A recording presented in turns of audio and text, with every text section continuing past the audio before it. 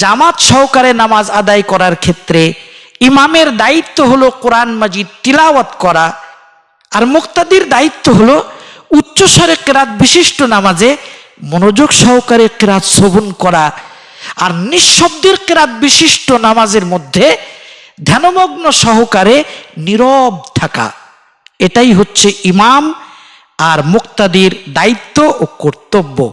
মান কানা লাহু ইমাম ফাকিরাতুল ইমামি লাহু কিরাতুন, যে ব্যক্তি কোনো ইমামের পিছনে ইক্তেদা করে নামাজ পড়বে সেই ইমামের কোরআন পড়া মানে মুক্তাদির কোরআন পড়া।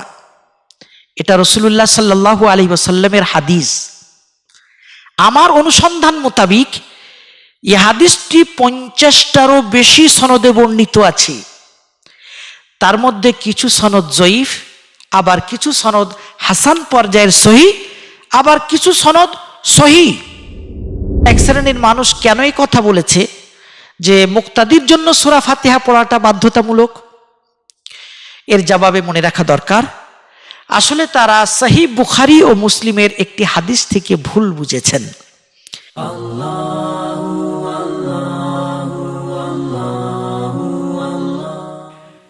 আলহামদুলিল্লাহ নাহমাদুহু ওয়া নুসাল্লি ওয়া নুসাল্লিমু আলা রাসূলিহিল কারীম, আম্মা বাদ। দর্শকবৃন্দ, আসসালামু আলাইকুম ওয়া রাহমাতুল্লাহি ওয়া বারাকাতুহু। ইমামের পিছনে মুক্তাদি সূরা ফাতিহা পড়বে কিনা, আজ আমরা এ সম্পর্কে আলোচনা করব। বর্তমান এক শ্রেণীর মানুষ মিডিয়ায় খুব জোরালোভাবে প্রচার দিচ্ছেন যে সহিহ হাদিস দ্বারা এটাই নাকি প্রমাণিত যে নামাজের মধ্যে ইমামের পিছনে মুক্তাদির সূরা ফাতিহা পড়তে হবে। অতএব কোনো মুক্তাদি যদি সূরা ফাতিহা না পড়ে তাহলে নাকি তার নামাজ হবে না। বলা বাহুল্য, আমাদের সমাজের অনেকেই আজ দ্বিধাগ্রস্ত। তাই খুব সংক্ষিপ্তভাবে কোরআন ও সুন্নাহর আলোকে এ মাসআলাটি ইনশাআল্লাহ সমাধান করার চেষ্টা করব। সর্বপ্রথম জানা দরকার, যখন জামাত সহকারে নামাজ আদায় করা হয় তখন ইমামের দায়িত্ব কি আর মুক্তাদির কর্তব্য কি? আল্লাহ রাব্বুল আলামিন কোরআন মাজিদে এ কথা বলে দিয়েছেন। সূরা আরাফের 204 নম্বর আয়াতে আল্লাহ তাআলা বলেছেন, ওয়া ইযা কুরিয়াল কুরআনু ফাসতামিউ লাহু ওয়া আনসিতু লাআল্লাকুম তুরহামুন। আয়াতের তরজমার আগে বলছি, ইমাম বাইহাকি রাহিমাহুল্লাহ কিতাবুল কিরাআর মধ্যে 73 নম্বর পৃষ্ঠায় নিজের সনদ মিলিয়ে মুফাসসির সম্রাট সাহাবী আব্দুল্লাহ ইবনে আব্বাস রাদিয়াল্লাহু তাআলা আনহুমা থেকে বর্ণনা করেছেন, কোরআন মাজিদের এই আয়াতটি নাজিল হয়েছিল ফরজ নামাজের মধ্যে কেরাত করা সম্পর্কে। এই শানে নুজুলের দিকে লক্ষ্য করে আয়াতের তরজমা ও ব্যাখ্যা হবে এরকম, ওয়াইদা কুরিয়াল কোরআনু, আর যখন নামাজের মধ্যে ইমামের কণ্ঠে কোরআন পড়া হয়, ফাসতামিউ লাহু, তখন তোমরা মুক্তাদিরা সশব্দের কেরাত বিশিষ্ট নামাজে মনোযোগ সহকারে কেরাত শ্রবণ করো। ওয়া আনসিতু, আর নিঃশব্দের কেরাত বিশিষ্ট নামাজ সমূহে ধ্যানমগ্ন সহকারে নীরব থাকো, লাআল্লাকুম তুরহামুন, যেন তোমাদের উপর রহমত বর্ষিত হয়। এটা সূরা আরাফের 204 নম্বর আয়াত। এই আয়াতের মধ্যে আল্লাহ রাব্বুল আলামিন পরিষ্কারভাবে বলে দিয়েছেন, জামাত সহকারে নামাজ আদায় করার ক্ষেত্রে ইমামের দায়িত্ব হলো কোরআন মাজিদ তিলাওয়াত করা, আর মুক্তাদির দায়িত্ব হলো উচ্চস্বরে কেরাত বিশিষ্ট নামাজে মনোযোগ সহকারে কেরাত শ্রবণ করা, আর নিঃশব্দের কেরাত বিশিষ্ট নামাজের মধ্যে ধ্যানমগ্ন সহকারে নীরব থাকা। এটাই হচ্ছে ইমাম আর মুক্তাদির দায়িত্ব ও কর্তব্য। মাসআলা খুবই পরিষ্কার।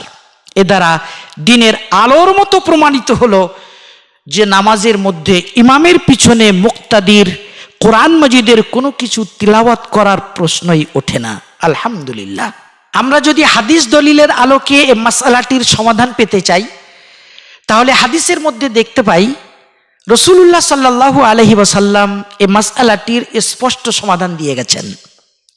তিনি বলেছেন, মান কানা লাহু ইমাম ফাকিরাতুল ইমামি লাহু কিরাতুন, যে ব্যক্তি কোনো ইমামের পিছনে ইক্তেদা করে নামাজ পড়বে সেই ইমামের কোরআন পড়া মানে মুক্তাদির কোরআন পড়া। এটা রাসূলুল্লাহ সাল্লাল্লাহু আলাইহি ওয়াসাল্লামের হাদিস। আমার অনুসন্ধান মোতাবিক এই হাদিসটি 50টারও বেশি সনদে বর্ণিত আছে। তার মধ্যে কিছু সনদ জয়ীফ, আবার কিছু সনদ হাসান পর্যায়ের সহিহ, আবার কিছু সনদ সহিহ। যেমন শেখ আলবানী ইরওয়াউল গালিল কিতাবে 7 জন সাহাবা থেকে হাদিসটি বর্ণনা করে বলেছেন এটা হাসান পর্যায়ের সহিহ হাদিস। শেখ আলবানী সহিহ ইবনে মাজাহ ও সহিহুল জামের মধ্যেও এই হাদিসটিকে হাসান পর্যায়ের সহিহ বলেছেন। শেখ আলবানী আসলু সিফাতি সালাতিন নবী সাল্লাল্লাহু আলাইহি ওয়াসাল্লাম কিতাবের মধ্যে এই হাদিসটিকে চূড়ান্ত সহিহ বলে ঘোষণা দিয়েছেন। এটা মুসনাদে আহমদের 14643 নম্বর হাদিস। শেখ শোয়েব আরনাউত এই হাদিসটিকে হাসান পর্যায়ের সহিহ বলেছেন। ইমাম ইবনুল হুমাম ফাথুল কাদিরের মধ্যে লিখেছেন ইসনাদুহু সহিহ আলা শর্তি মুসলিম। এই হাদিসের সনদ ইমাম মুসলিমের শর্ত মাফিক সহিহ। আর ইমাম বুসিরি রাহিমাহুল্লাহ ইথাফুল খিয়ারা নামক কিতাবে খণ্ড নম্বর 2 পৃষ্ঠা নম্বর 168-তে লিখেছেন এই হাদিসের এ সনদ বিশেষ আলা শর্তি শাইখাইন, ইমাম বুখারী ও ইমাম মুসলিমের শর্ত মাফিক সহিহ। আলহামদুলিল্লাহ, এ সহিহ হাদিস দ্বারা প্রমাণিত হয় কোনো মানুষ যদি ইমামের পিছনে ইক্তেদা করে তাহলে সেই ইমাম সাহেবের কোরআন পড়া মানে মুক্তাদির কোরআন পড়া। অতএব আলাদাভাবে মুক্তাদির কোনো রকম কোরআন পড়ার প্রয়োজন নেই। রাসূলুল্লাহ সাল্লাল্লাহু আলাইহি ওয়াসাল্লাম কর্তৃক এটা চূড়ান্ত সিদ্ধান্ত। বোঝা গেল, মসলা খুবই স্পষ্ট। আল্লাহ রাব্বুল আলামিন আমাদেরকে বোঝার তৌফিক দান করুন।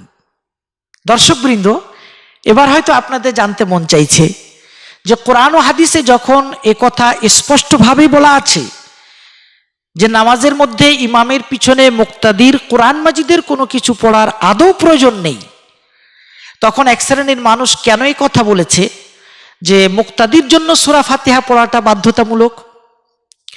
এর জবাবে মনে রাখা দরকার, আসলে তারা সহিহ বুখারী ও মুসলিমের একটি হাদিস থেকে ভুল বুঝেছেন। কালিমাতু হাক্কিন উরিদা বিহাল বাতিল। হাদিস সহিহ, কিন্তু তারা হাদিসের ব্যাখ্যা ভুল বুঝেছেন। সহিহ বুখারীর 756 নম্বর হাদিস ও সহিহ মুসলিমের 760, 61 ও 62 নম্বর হাদিস উবাদ ইবনে সামিত রাদিয়াল্লাহু তাআলা আনহু থেকে বর্ণিত, নবী সাল্লাল্লাহু আলাইহি ওয়াসাল্লাম বলেছেন, লা সালাতা লিমান লাম ইয়াকরা বিফাতিহাতিল কিতাব। যে ব্যক্তি সূরা ফাতিহা পড়ে না তার নামাজ হয় না। যারা মুক্তাদির জন্য সূরা ফাতিহা পড়ার প্রবক্তা তারা বলেছেন যেহেতু সূরা ফাতিহা বিহীন নামাজ হয় না, তাই মুক্তাদির জন্যও সূরা ফাতিহা পড়াটা বাধ্যতামূলক। দর্শকবৃন্দ, মনে রাখা দরকার এটা তাদের ভুল ব্যাখ্যা। এই হাদিসের সঠিক ব্যাখ্যা কি সেটা জানতে হলে এতটুকু কথা মনে রাখা দরকার যে সহিহ বুখারীতে এই হাদিসটি আছে অসম্পূর্ণভাবে, আর সহিহ মুসলিমে এই হাদিসটি 4 জায়গায় বর্ণিত আছে। তার মধ্যে 3 জায়গায় আছে অসম্পূর্ণভাবে আর 1 জায়গায় বর্ণিত আছে সম্পূর্ণভাবে। সহিহ মুসলিমের 760, 61, 62 এই 3টি বর্ণনা অসম্পূর্ণ, আর 763 নম্বর বর্ণনাটি সম্পূর্ণ। এই সম্পূর্ণ হাদিসটি সামনে আনলে মাসালা একেবারে স্পষ্ট হয়ে যাবে। সম্পূর্ণ হাদিসটি হলো এই, উবাদ ইবনে সামিত রাদিয়াল্লাহু তাআলা আনহু থেকে বর্ণিত, নবী সাল্লাল্লাহু আলাইহি ওয়াসাল্লাম বলেছেন, লা সালাতা লিমান লাম ইয়াকরা বিফাতিহাতিল কিতাবি ফাসাইদান। ফাসাইদান কথাটি সহিহ সনদে সহিহ মুসলিমে 763 নম্বর হাদিসে বর্ণিত আছে।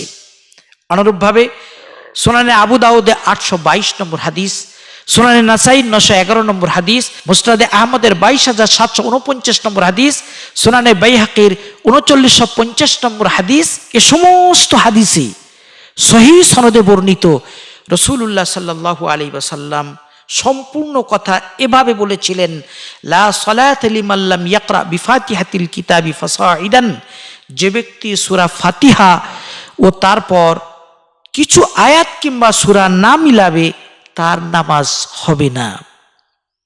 আমরা সামান্য চিন্তা করে দেখি এ মাসআলাটি ইমামের জন্য নাকি মুক্তাদির জন্য?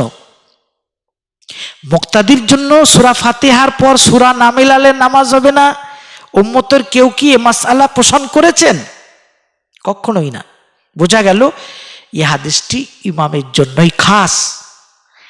এজন্যই সুনানে তিরমিজির 313 নম্বর হাদিসে সহিহ সনদে বর্ণিত আছে, জাবির ইবনে আব্দুল্লাহ রাদিয়াল্লাহু তাআলা আনহু বলেছেন, মান সাল্লা রাকাতান লাম ইয়াকরা ফিহা বিউম্মিল কুরআন ফালাম ইসাল্লি ইল্লা আন ইয়াকুনা ওয়ারা আল ইমাম। কেউ যদি এক রাকাত নামাজ পড়ে যাতে সে সূরা ফাতিহা পড়েনি, তাহলে তার নামাজ হবে না। ইল্লা আন ইয়াকুনা ওয়ারা আল ইমাম, তবে যদি কেউ ইমামের পিছনে মুক্তাদি হয় তাহলে সেটা হবে ব্যতিক্রম ব্যাপার। জাবির ইবনে আব্দুল্লাহ বিশিষ্ট সাহাবী রাদিয়াল্লাহু তাআলা আনহুমা স্পষ্টভাবে এই ফতোয়া দিয়েছেন।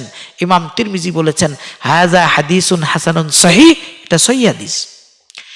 যাই হোক, পূর্ণাঙ্গ হাদিস সামনে রাখলে এবং সাহাবা রাদিয়াল্লাহু তাআলা আনহুমের ব্যাখ্যা সামনে রাখলে বোঝা যায় সূরা ফাতিহা ছাড়া নামাজ হবে না, এটা ইমামের জন্য। সূরা ফাতিহার পরে সূরা মিলাতে হবে, এটা ইমামের জন্য, মুক্তাদির জন্য এ মাসআলা নয়। আল্লাহ রাব্বুল আলামিন আমাদের সকলকে মাসআলাটি সঠিকভাবে উপলব্ধি করার তৌফিক দান করুন। দর্শকবৃন্দ, আজ আলোচনায় পর্যন্ত ইতি করলাম। আসসালামু আলাইকুম ওয়া রাহমাতুল্লাহি ওয়া বারাকাতুহু।